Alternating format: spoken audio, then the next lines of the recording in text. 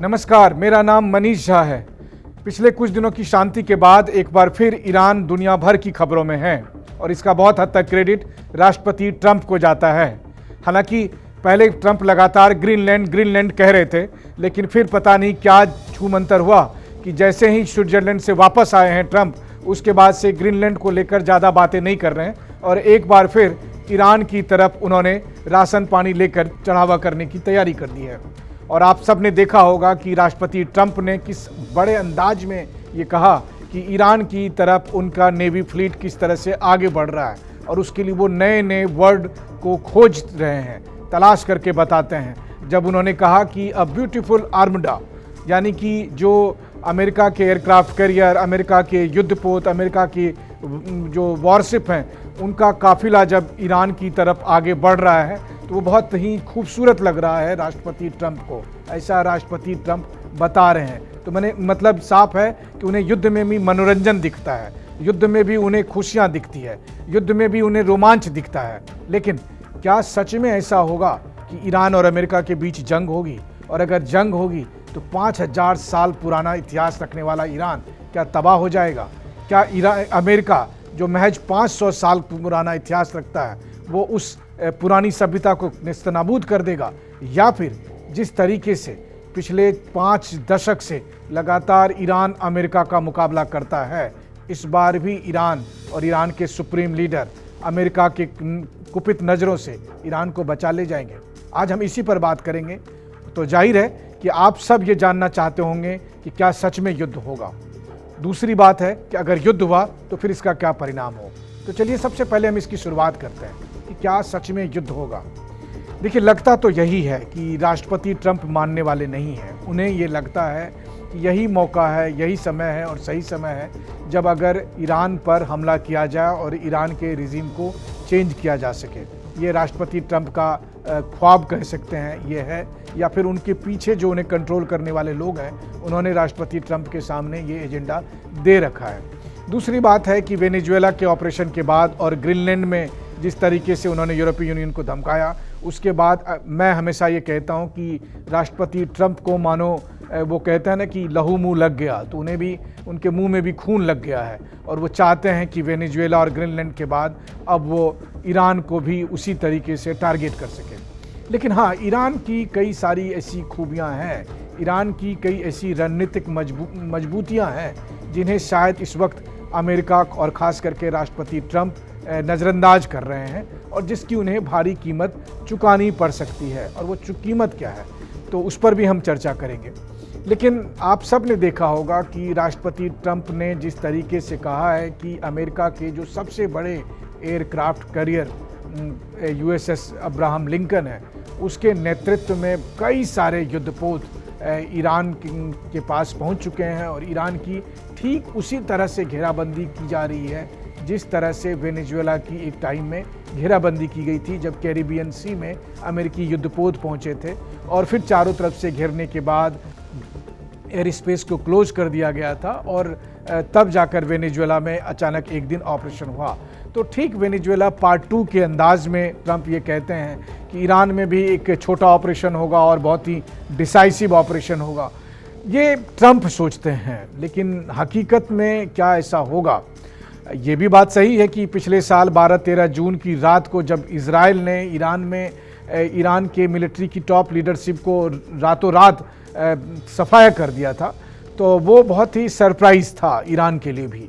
लेकिन अब ईरान चौकन्ना है, सचेत है। ईरान को पता है कि उनके खिलाफ ऑपरेशन केवल एयर स्ट्राइक नहीं होगा बल्कि भीतरघात भी हो सकता है, उनके लीडर पर अटैक किया जा सकता है, IRGC के जो टॉप लीडरशिप है उसको निशाना बनाया जा सकता है, या एकाएक मिसाइल सिटी को अटैक किया जा सकता है, हाइब्रिड अटैक हो सकते हैं। ये सब बातें मैं नहीं कह रहा हूँ, ये सब बातें खुद ईरान की लीडरशिप कह रही है, IRGC की तरफ से कहा गया है। लेकिन जब राष्ट्रपति ट्रंप ने अपने ब्यूटीफुल आर्मदा के बारे में बताया कि वो ईरान की घेराबंदी के लिए जा चुका है और अब वो ईरान का तहस नहस कर देंगे, ऐसा जब राष्ट्रपति ट्रंप ने दावा किया, तो उसके बाद से ईरान से बहुत ही सख्त प्रतिक्रिया आई हैं और वो आनी भी चाहिए। तो ईरान की तरफ से जो प्रतिक्रिया आई है उसमें IRGC की तरफ से आधिकारिक तौर पर उनके प्रवक्ता ने ये कहा है कि इस वक्त ईरान का हाथ ऊपर है, यानी कि ईरान इस वक्त मजबूती में है। मुझे लगता है कि वो ये कहना चाहते होंगे कि इस वक्त जो अमेरिका के एयरक्राफ्ट कैरियर आए हैं वो ईरान के होम ग्राउंड में ये लड़ाई होगी, यानी कि ईरान की सीमा के आसपास की लड़ाई होगी, जहां पर अपेक्षाकृत तौर पर IRGC काफ़ी मजबूत है। देखिए, IRGC के पास अपनी नेवी है, अपना एयरफोर्स है, अपने मिसाइल यूनिट हैं। तो वैसी स्थिति में वो जो आसपास में, चाहे वो भूमध्य सागर में हो या लाल सागर में हो, जिसे आप मेडिटेरेनियन सी और रेड सी कहते हैं, या उससे थोड़े दूर में और भी जहां अमेरिका के जो फ्लीट मौजूद है, उन सब को निशाना बनाने की ईरान में क्षमता है। तो इसीलिए IRGC की तरफ से ये स्टेटमेंट दिया गया है। वहीं दूसरी तरफ ईरान के विदेश मंत्री भी ये बात कहते हैं कि हमारी उंगलियां ट्रिगर पर रखी हुई है, यानी कि हम कभी भी जो है सो इतने अलर्ट हैं कि हम कभी भी निशाना लगा सकते हैं। वहीं दूसरी तरफ चाहे वो ईरान के जो NSA हैं, यानी कि ईरान के सुप्रीम लीडर के जो सैन्य सलाहकार हैं, उन्होंने भी बयान दिया है, या फिर ईरान के जो संसद के स्पीकर हैं, इन सब ने भी ये कहा है। हालांकि उन सब ने ये भी बात कही है कि ईरान बातचीत के जरिए इस तनाव को कम करना चाहता है, ईरान बातचीत के जरिए मसले को सुलझाना चाहता है, लेकिन तब बातचीत रैशनल तरीके से हो, तार्किक तरीके से हो, ना कि उसमें राष्ट्रपति ट्रंप की मनमानी हो कि ट्रंप ही दिन को दिन कहे, रात को रात कहे, तो फिर ये बातचीत नहीं होगी। तो यानी कि आप कनपट्टी पर बंदूक रखकर और तब फिर अगर आप कोई डील साइन कराना चाहते हैं, तो मेरी समझ से ईरान वो मुल्क है नहीं जो ऐसी हालत में किसी भी तरह से सरेंडर करेगा। अगर उससे करो या मरो की बात आएगी तो वो मरना या करना पसंद करेगा, सरेंडर नहीं करेगा। और जाहिर है कि राष्ट्रपति मादुरो से आप ईरान के लीडरशिप की तुलना नहीं कर सकते हैं, क्योंकि ईरान की लीडरशिप अपने स्ट्रेटेजिक पेशेंस के लिए और कई बार वो इस तरह के मूव के लिए जानी जाती है, जिन्होंने बहुत बार दुनिया को चौंकाया है। एक बात और है कि आप ईरान की क्षमता को समझने के लिए अगर देखेंगे तो मैं यही कहता हूं कि जिस रूस यूक्रेन युद्ध की आज आप और हम सब चर्चा करते हैं, जिसके बारे में ड्रोन वॉरफेयर के बारे में सब कहता है, वो किसके ड्रोन थे? सबसे पहला ड्रोन तो ईरान का ही था, शाहिद 136 ड्रोन, जिसके जरिए रूस ने यूक्रेन पर लड़ाई लड़ी। और उसके बाद फिर उसके अलग अलग वर्जन रूस ने भी बना लिए, बहुत सारे दुनिया के देशों ने बनाए, लेकिन ईरान ने अपनी ड्रोन क्षमता को अच्छे तरीके से विकसित किया है। उसके बाद मिसाइल क्षमता बताने की ज़रूरत नहीं है कि ईरान के मिसाइल कितने खतरनाक हैं, बल्कि मैं तो खुद भी कहता हूं कि मैं खुद इसका चश्मदीद हूं। जब पिछले साल जून में 12 दिन की जंग हुई थी ईरान और इजराइल के बीच में, तब मैं इजराइल के तेल अवीव में मौजूद था, और उस वक्त मैंने देखा था कि कुछ ही मिनट के भीतर कैसे ईरानी मिसाइल भूमध्य सागर और लाल सागर में मौजूद अमेरिका और नाटो देशों के तमाम युद्धपोतों पर तैनात एयर डिफेंस सिस्टम को भेदते हुए इजराइल के एयर स्पेस में आते थे, और यहाँ पर इजराइल के 3 लेयर के एयर डिफेंस सिस्टम को भेद कर कई बार वो सटीक निशाना लगाते थे। हाँ ठीक है, मतलब 10 में से आप कह सकते हैं कि 2-3 ही पहुंच पाते थे, लेकिन ये भी कम बड़ी बात नहीं है जब कई मुल्कों की तरफ से पूरी ताकत लगाकर उस मिसाइलों को रोकने की कोशिश की जा रही हो, और तब भी अगर ईरानी मिसाइल इजराइल में आकर तबाही मचा रहे हो। तो अब ईरान का कहना है कि हमने पिछले साल की अपनी कमियों को दुरुस्त किया है। तो कुल मिलाकर जो उनकी 2 तरह की कमियां आप कह सकते हैं युद्ध के दरमियान। पहली बात तो यह है कि हर किसी की चिंता यह है कि ईरान के पास क्या इतने एयर डिफेंस सिस्टम हैं, क्योंकि देखिए ये लड़ाई अमेरिका और ईरान की लड़ाई ऐसी नहीं होगी। और जब मैं अमेरिका की बात कर रहा हूँ तो अमेरिका अकेले नहीं है, अमेरिका होगा, अमेरिका के साथ इजराइल होगा, अमेरिका के तमाम सैन्य बेस जो मध्य पूर्व में मौजूद हैं वो सब भी अपने फ्लीट का साथ देंगे। लेकिन हाँ, तो सबसे पहले तो बात यह है कि अगर इजराइल की लड़ाई होगी तो उससे इजराइल की लड़ाई में इजराइल और अमेरिका की लड़ाई में ईरान की तरफ से जाहिर है कि मिसाइल से इजराइल पर भी अटैक किए जाएंगे, अमेरिका के उन तमाम युद्धपोतों पर अटैक किए जाएंगे जो ईरान की घेराबंदी में लगे हुए हैं। तो अब आप सोचिए कि अगर उस तरह के मिसाइल्स एक साथ कई दर्जन मिसाइलों का इस्तेमाल किया जाए और फिर उसमें बैलिस्टिक मिसाइलें भी हों, और अगर उसमें से 2, 3, 4 मिसाइलें भी किसी एक एयरक्राफ्ट कैरियर को निशाना बनाने में कामयाब होती है तो क्या होगा? बस यही मेरी बात का जो दूसरा पक्ष था कि अगर जंग होती है तो क्या होगा। तो देखिए, पहली बात, हम सब ये मानते हैं कि अमेरिका सबसे शक्तिशाली देश में से है, लेकिन अगर आप देखें तो अमेरिका ने वैसा कोई जंग जीता नहीं है। दूसरे विश्व युद्ध में तो सब मिलकर जर्मनी से लड़ रहे थे ना। उसके बाद की लड़ाइयाँ अगर आप देखें तो वियतनाम में क्या हुआ वो आप सब जानते हैं। उसके बाद आप देखिए कि अफ़गानिस्तान में क्या हुआ वो आप और हम सब जानते हैं। इतना ही नहीं, पिछले साल जब ईरान में ऑपरेशन मिडनाइट हैमर्स के तहत जब B-2 बॉम्बर्स के ज़रिए बॉम्बिंग की गई थी उनके न्यूक्लियर साइट्स पे, तो बदले में जब ईरान ने कुवैत में उनके अमेरिका के मिलिट्री बेस पर अटैक किया था, तो अमेरिका ने भी तुरंत युद्ध बंद कर दिया था। कहने का मतलब है कि ईरान के पास पलटवार की क्षमता है। और फिर इस युद्ध में कौन जीतेगा कौन हारेगा, इसके लिए मुझे भगवत गीता की वो बात बहुत याद आती है जब महाभारत में भगवान कृष्ण अर्जुन से कहते हैं कि अर्जुन तुम सर्वश्रेष्ठ धनुर्धर हो, लेकिन इसके बाद भी जरूरी नहीं कि तुम्हारा निशाना अचूक रहे। ये भी हो सकता है कि तुम तीर चलाओ और जिस शिकार पर तुम तीर चलाओ वो अपनी जगह से थोड़ा टस से मस हो जाए और वो निशाना चूक जाए। तो कहने का मतलब ये है कि तब तो भगवान कृष्ण अर्जुन से कह रहे थे कि कर्म करना तुम्हारे हाथ में है, फल तुम्हारे हाथ में नहीं है। तो यहाँ भी बात यही है कि एक बार जब ये जंग शुरू होगी, राष्ट्रपति ट्रंप कहते हैं कि ये लिमिटेड होगी, तुरंत हो जाएगी। दरअसल ये बात वो अपने समर्थकों को, जो उनके मागा समर्थक है, जो नहीं चाहते हैं कि अमेरिका एक बार फिर अफगानिस्तान की तरह कई साल के जंग में फंस जाए, उनको वो संतुष्ट करने के लिए कहते हैं कि बस चट से हम जाएंगे और वहाँ से ईरानियन रिजीम का तख्ता पलट करके आ जाएंगे। लेकिन ऐसा अगर नहीं हुआ तब क्या होगा?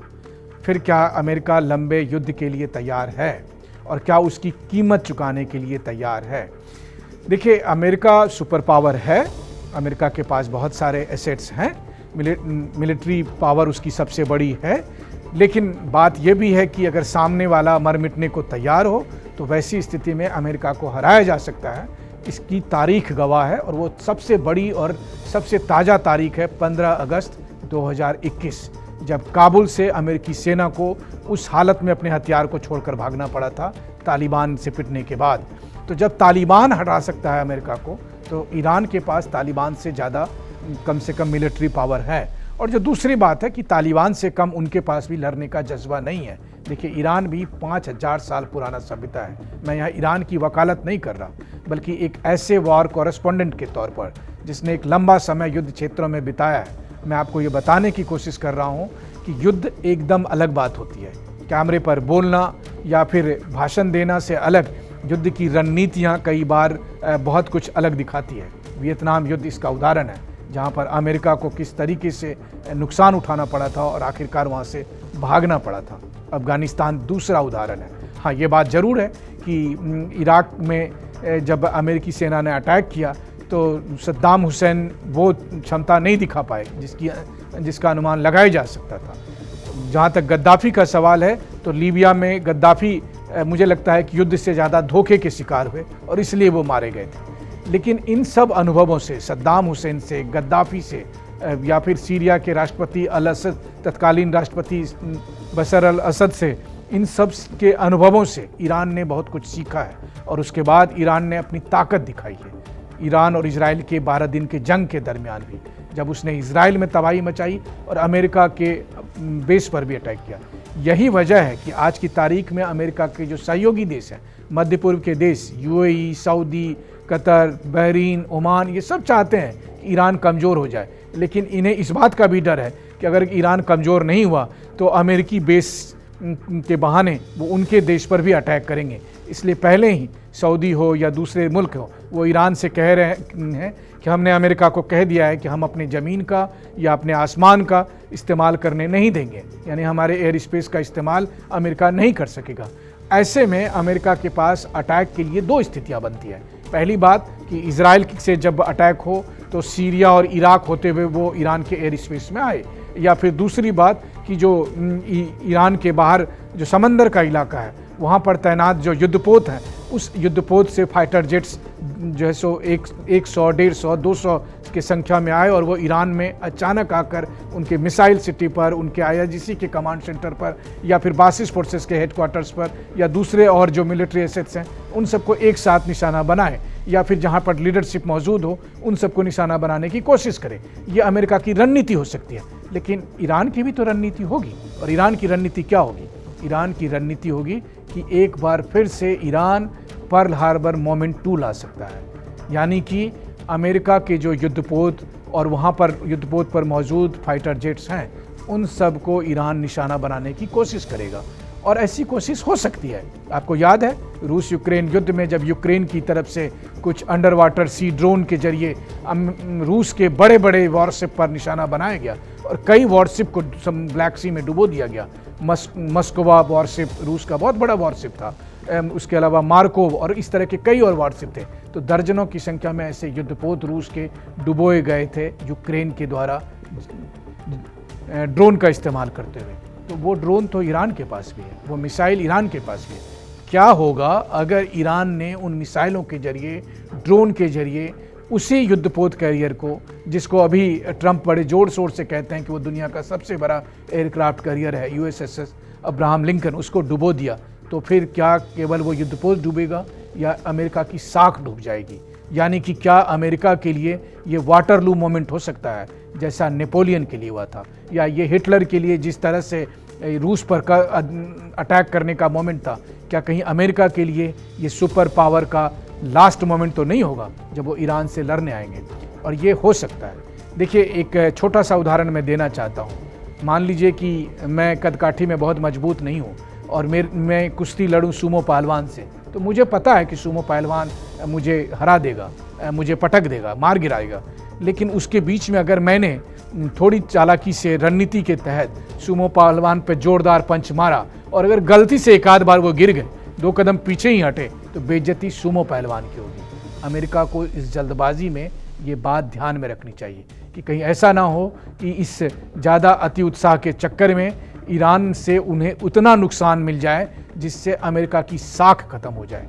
अमेरिका की साख वो अमेरिका का डर है। एक बार वो डर खत्म हुआ, अमेरिका खत्म।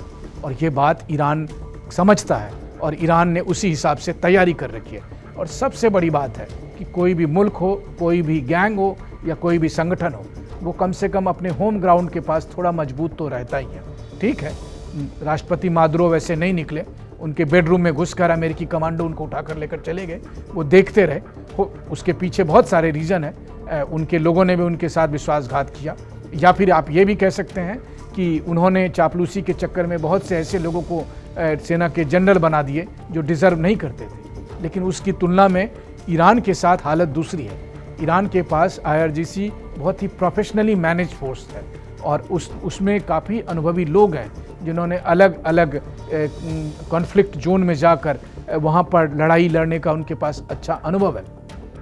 रही बात है वेनेजुएला की तुलना में ईरान के पास दुनिया भर से काफ़ी अंतर्राष्ट्रीय समर्थन भी हासिल है। अब आप देखिए ना कि भारत ने ही अपने डिप्टी NSA पवन कपूर को ईरान में भेजा, जहाँ पर उन्होंने ईरान के NSA से मुलाकात की और उनसे मध्य पूर्व के हालात को लेकर ईरान की सुरक्षा चिंताओं पर बातचीत की। कहने का मतलब यह है कि भारत जैसा एक निष्पक्ष देश भी ये समझता है कि अमेरिका यहाँ थोड़ा ज़्यादती कर रहा है, थोड़ा क्या बहुत ज़्यादती कर रहा है। क्योंकि एक बात तो साफ है कि ईरान में लीडरशिप किसका होगा, किस तरह का होगा, ये फैसला व्हाइट हाउस में नहीं होना चाहिए। और अगर व्हाइट हाउस ऐसा फैसला करता है तो बाकी दुनिया इसे एक्सेप्ट करने को तैयार नहीं होगी। वैसे भी राष्ट्रपति ट्रंप के खिलाफ आज दुनिया के कोने कोने में आवाज़ आ रही है।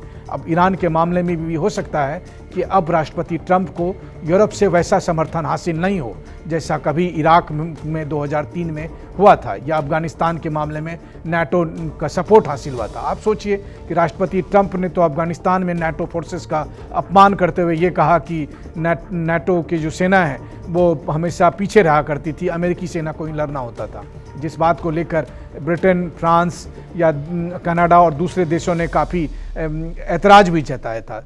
तो अगर नाटो के बाकी सेना के लिए रिस्पेक्ट मन में नहीं है राष्ट्रपति ट्रंप के, तो यूरोप हो सकता है कि अब ईरान को लेकर वैसा समर्थन अमेरिका को ना दे।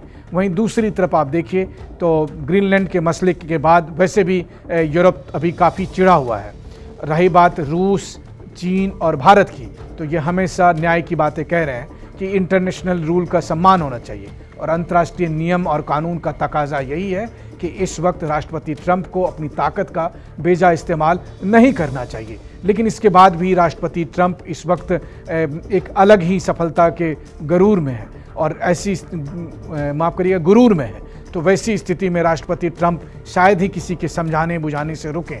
वो अभी भेज चुके हैं। उन्हें लगता है एक बार फिर जब अमेरिका में वो घरेलू मामलों में उलझे पड़े हैं, जब वहाँ पर मिनेसोटा में या फिर अमेरिका के दूसरे और राज्यों में गृह युद्ध जैसी नौबत आ गई है, उनके इमिग्रेशन पुलिस के खिलाफ काफ़ी संख्या में लोग, लाखों की संख्या में लोग प्रोटेस्ट कर रहे हैं, तो उस समय ध्यान भटकाने के लिए अमेरिका और इजराइल को साथ लेकर ईरान पर इस तरह का कोई एक ऑपरेशन कर सकता है और फिर वैसी स्थिति में ईरान का पलटवार होगा। ईरान ने एक बात साफ कर दिया है कि अमेरिका युद्ध शुरू तो कर सकता है, लेकिन उसकी मर्जी के मुताबिक ये युद्ध रुकेगा नहीं और हम रिस्पॉन्ड करेंगे, हम करारा जवाब देंगे। अब एक बात तो है कि ईरान बचेगा या नहीं बचेगा ये तो नहीं पता, लेकिन ईरान के पास इतनी क्षमता है कि वो अमेरिका को भी काफ़ी नुकसान पहुंचा सकता है। भले ही वो व्हाइट हाउस पर ना अटैक करे, वो न्यूयॉर्क पर ना अटैक करे, लेकिन वो अमेरिका के मध्य पूर्व में तैनात जो एयरक्राफ्ट कैरियर हैं वहाँ पर या उनके बेसिस पर अटैक कर सकता है। और यही ईरान के पास सबसे बड़ा मास्टर स्ट्रोक है। और इस मामले में जब लड़ाई आमने सामने होगी तो ज़रूरी नहीं, क्योंकि एक छोटी सी गलती अमेरिका के लिए भारी पड़ सकता है। तो आज के लिए बस इतना ही। मुझे दीजिए इजाज़त। धन्यवाद।